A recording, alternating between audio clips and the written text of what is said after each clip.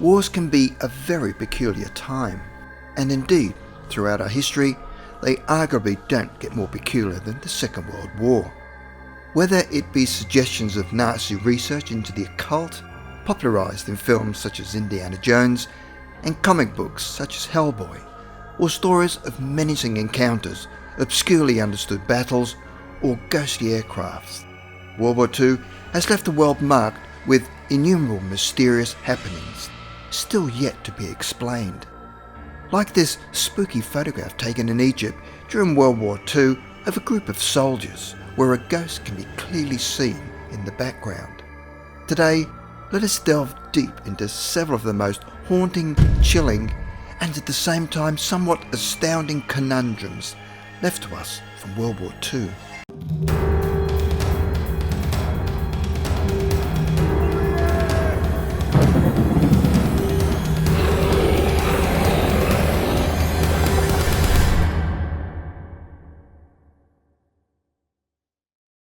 Number 6. The Pearl Harbor Ghost Plane.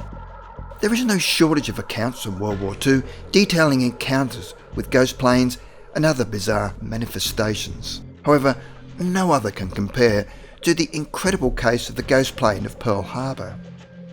On the 8th of December 1942, almost a year exactly after the bombing of Pearl Harbor, an unknown plane was detected on radar approaching the vicinity of Pearl Harbor, originating from the oceans off Japan.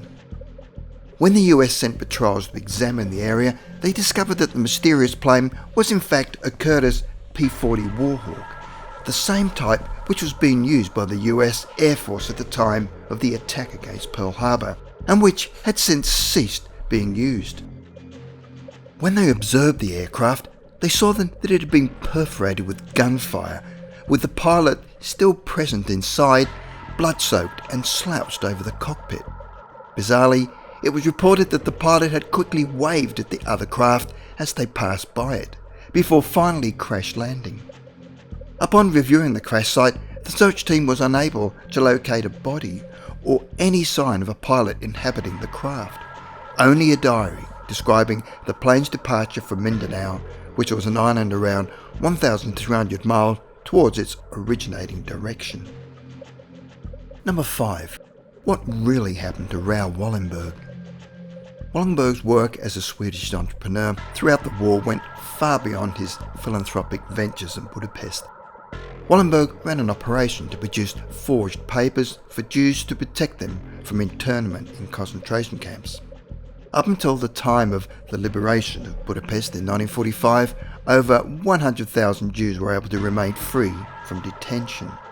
Wallenberg was, however, seized by Soviet forces in 1945, and his fate from there on after is unknown. One report by a Soviet physician attending to his care suggests that he passed away in 1947 following a heart attack during his apparent detention at Lubyanka prison. There are, however, contrary records which address Wallenberg as Prisoner 7, with descriptions of an alleged 16-hour interrogation in July of 1947, several days following his supposed death. The response from the Russian government concerning the outcome of his imprisonment is varied, while some sources suggest that there are no subsequent reports concerning Wallenberg in their records. Others have conceded that the investigation regarding his fate is warranted, and have indicated that more definitive conclusions will be sought and made public. Suggestions of an ongoing investigation emerged in 2009 in a document addressed to the Swedish Embassy in Moscow, indicating that the case was still open. However, no further clarifications were provided. Number 4. The Amber Room. The eighth wonder of the world, known as the Amber Room, located in Russia, was looted by the Nazis during the Second World War. Although it was reconstructed and put on display in Königsberg up until 1945, its location since has remained a mystery. The original chamber resided in the Catherine Palace, located in the town of Tsarskoye Selo, about 30 kilometers south of St. Petersburg, and was constructed in Prussia at the beginning of the 18th century. The room consisted of amber boards ornamented with gold leaves and mirrors. Following the Nazi invasion of the USSR during World War II, the Russians attempted to extract and rescue the priceless art within and surrounding Leningrad, now known as St. Petersburg, for secure preservation. Throughout this time, they had begun to disassemble the Amber Room. However, due to the sensitive condition of the aged artifacts, they would disintegrate with any attempt to remove them. In a last-ditch effort to protect it from Nazi theft, they covered it with wallpaper, but this would prove fruitless, with the Nazis seeing straight through it. With the oversight of 2 specialists, Nazi forces dismantled the Amber Room in just 36 hours, then transported it to a castle in Königsberg for exhibition. By January 1945, the city of Königsberg was on the verge of invasion by the Red Army, urging Hitler to order for all of its artifacts to be evacuated outside of the city. This was, however, not to be the fate of the Amber Room, as Erich Koch, who commanded the forces at Königsberg, would flee the city prior to removing it. In August 1944, the city would be severely impacted by a firebombing raid, leaving the city largely destroyed and the Amber Room to be likely irreparably damaged. However, following the war, several accounts emerged of people possessing various segments of the Amber Room. Many have alleged to have witnessed the room in its entirety being loaded onto a German passenger freight called the Wilhelm Gustloff. Despite this, though, in January 1945 the ship would sink after being intercepted by a Soviet submarine.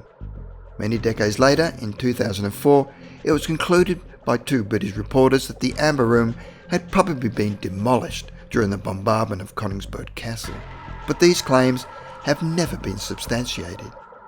A replica of the Amber Room now rests at the location of the original room in Tsarskoye Selo.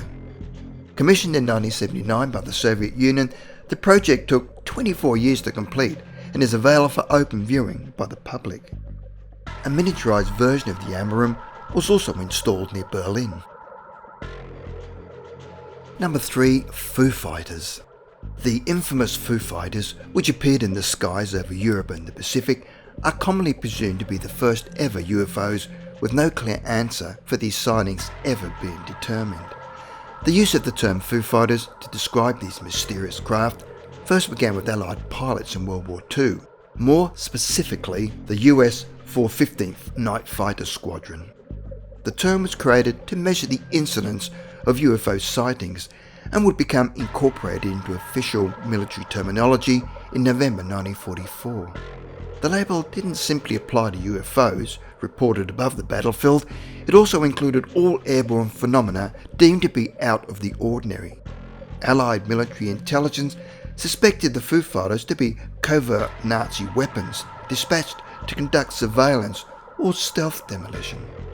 In January 1953, a scientific initiative known as the Robertson Panel was established to study and ascertain the nature of the UFO phenomenon. Despite several notable discoveries, no conclusive results were ever drawn. However, 2 possible explanations were determined. The first is that it could be St. Elmo's fire, an atmospheric phenomenon which causes objects to become illuminated.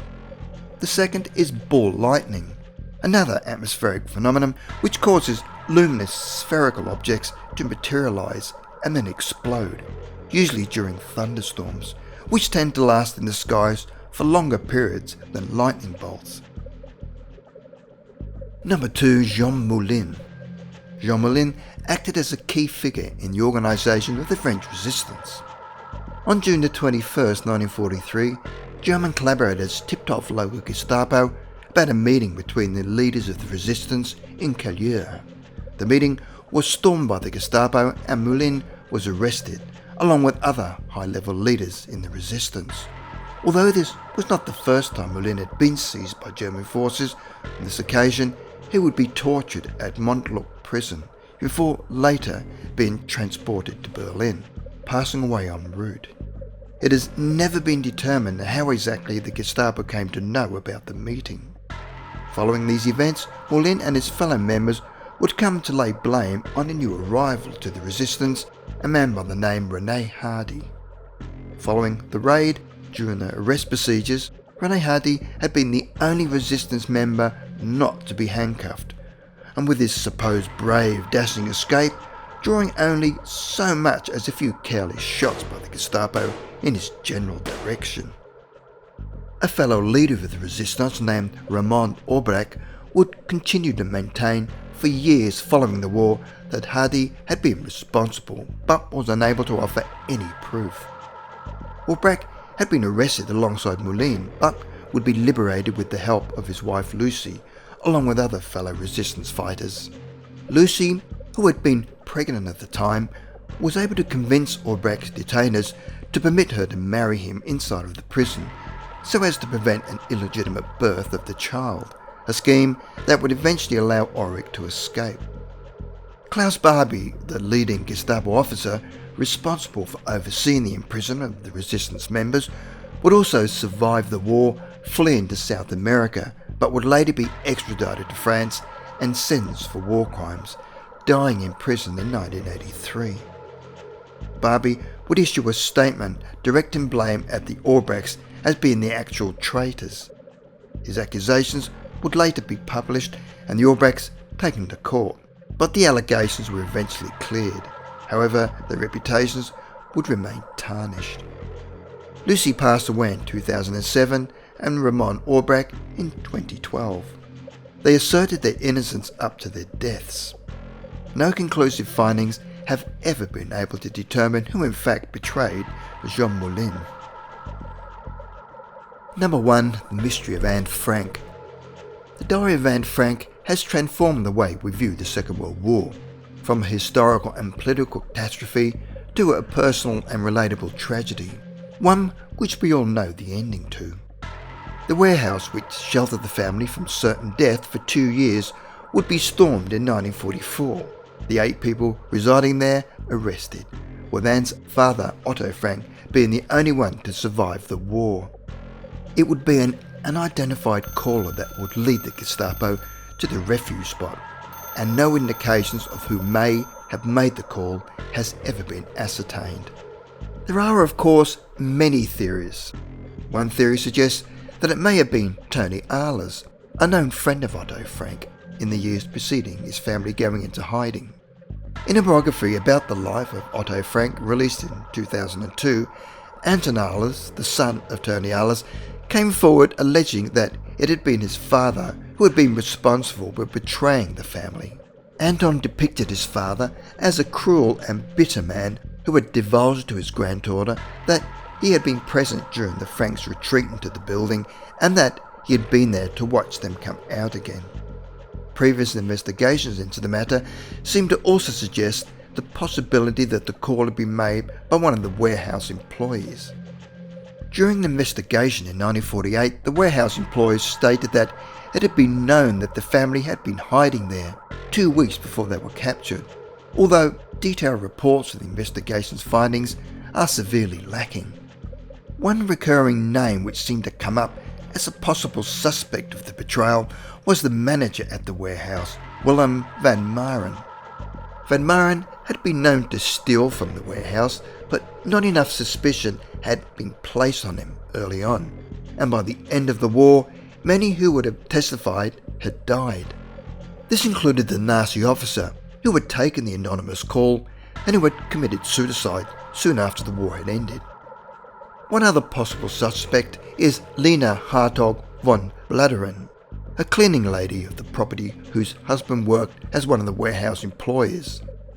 In court, she testified that she had known Jews were being sheltered on the property and that she worried for the life of her husband if they were ever to be discovered.